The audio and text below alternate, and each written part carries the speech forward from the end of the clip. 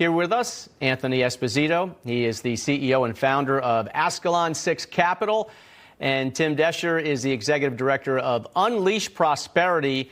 I think there's been a lot of prosperity this year, but I'm going to ask you guys, you've had Trump signing the one big beautiful bill. Tax season, this is the last day. You could dump stocks and try to get rid of the dogs and maybe, make that charitable contribution or whatever. But Tim, let me ask you, what kind of year was it? It seemed like a pretty good year for the economy and the market.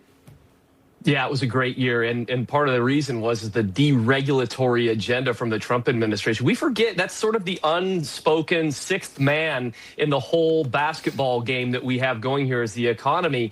And what we've seen is that Trump removed 110 regulations for every one that was added.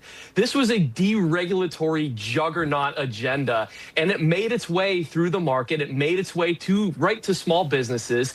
We stopped worrying about, going through hell and high water to get drilling permits. We opened up those rigs. We opened up those facilities to get more oil in the market. We see gas prices dropping. That's an immediate tax cut for the U.S. for American citizens in the form of lower gas prices, lower grocery prices from the Biden malaise because of those lower oil prices. It really was a fantastic year for deregulatory agenda. And now for this next year, we got one big, beautiful bill coming, and that's going to be an even bigger one. Yeah, it's going to be an interesting year. I think it could really take off like a rocket this year. Trump was touting that bill in North Carolina recently, including his campaign promises of no tax on tips, no tax on overtime, no tax on Social Security. Here's what he said. But starting in the new year, the people of North Carolina will also see the dramatic results of the largest tax cuts in American history, including no tax on tips, no tax on overtime, and no tax on Social Security for our great seniors.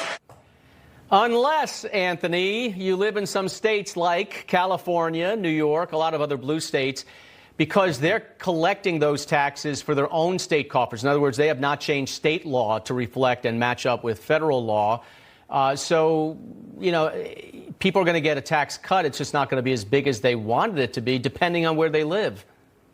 Yeah, sure. I mean, look at the states that are pushing back against the policy are the same states that can't manage to balance their budget or run efficiently. You look at California. We were talking about this last night. California is the fifth largest GDP in the world. They're the fifth largest economy in the world.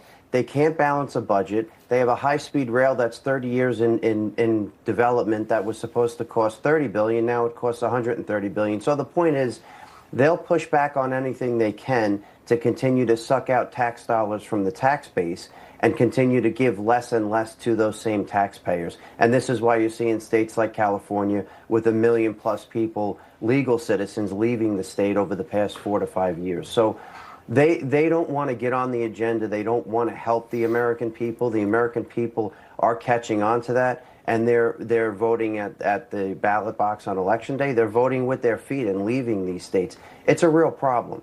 President Trump's agenda is in line. It's got us moving in the right direction. It's beneficial to the average American. 80% of American taxpayers will see a benefit from this tax law, but these states just continue to push against and move in the wrong direction. Yeah, and as Florida says, don't New York our Florida. If you're going to move here, don't vote like you used to do.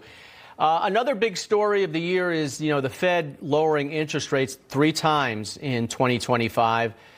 Fed officials are signaling that more cuts could come in 26. Obviously, Trump is pushing that. His new Fed chairman, who he'll get to replace Powell in May, will, I'm sure, be very much on board with that. So, Tim, what are you predicting for the new year? Well, I'm predicting that we're going to have an opportunity to change Fed board chairman finally, and finally be not so reactive, which, by the way, halfway through the year, Jerome Powell finally realizes that we have employment to worry about, not just inflation, and all of a sudden just says, oh, we need to cut interest rates because we're worried about employment. This is the leadership that we have had in the Biden era that carried on into ours, that took us to 22% inflation in 2022. This is the biggest mess that we have seen, and it's going to change in 2026 because we have President Trump who's going to finally get somebody in there who is not just reactive to what's happening, but also proactive, saying that businesses need those rate cuts so they can start hiring. And that's going to combine with the one big beautiful bill, the CapEx expenditures. All of that stuff is going to be to enable businesses to hire more people, which is inevitably what we want to do, and it's what makes the economy stronger. So this really is going to be a strong year because we finally changed the tune from the Fed. Yeah, and Anthony, I guess with interest rates coming down, that's going to help the housing market, which has kind of struggled, lately over the last several years. So it'll be a little more affordable for people doing their down payments, and with their, interest rates for their 15, 30, or 50-year mortgage, perhaps. And what do you think of the 50-year mortgage, by the way? The 50-year mortgage is not a good idea. I like the idea of a mortgage that can move from property to property. I'm okay with that. 50 years is just kicking the can way too far down the line, and it's putting people in an interest rate hole. They'll never get to a point where they're actually earning equity in the home. That's probably a deeper conversation. I think rates do need to come down as far as housing goes. I think we need that 10-year yield to follow the Fed funds rate, which is, again, part of the puzzle with the Trump agenda. And then you come to deregulation. We need that middle market in the housing market. We need it to be a market where builders can make money building homes instead of dealing with the cost, the cost of these massive regulations with the Biden administration put in place. So lower rates, deregulation, and then the supply and demand.